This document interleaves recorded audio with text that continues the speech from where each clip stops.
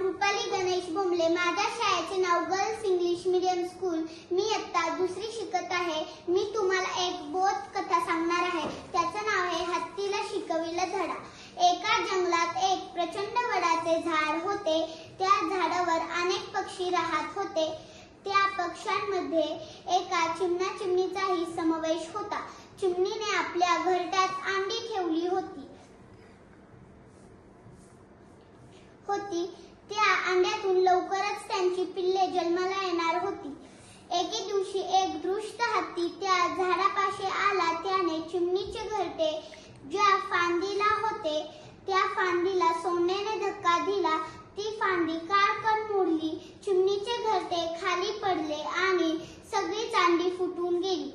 चिमणा चिमणी मदतीसाठी सुतार पक्ष्यांकडे गेले. सुतार पक्षी त्यांना म्हणाला की त्याचे मित्र बेडूक आणि माशी त्यांना मदत करू शकतील. त्यांनी हत्तीला धडा शिकविण्याचे ठरविले. दुसऱ्या दिवशी हत्ती त्याच रस्त्याने चालला होता.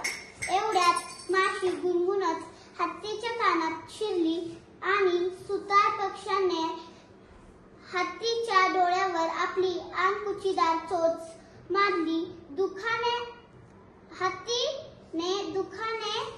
चेहऱ्यावर पाणी मारावे असे त्याला वाटू लागले. डोळे बंद अवस्थेत हत्ती पाणी शोधण्याचा विचार करू लागला.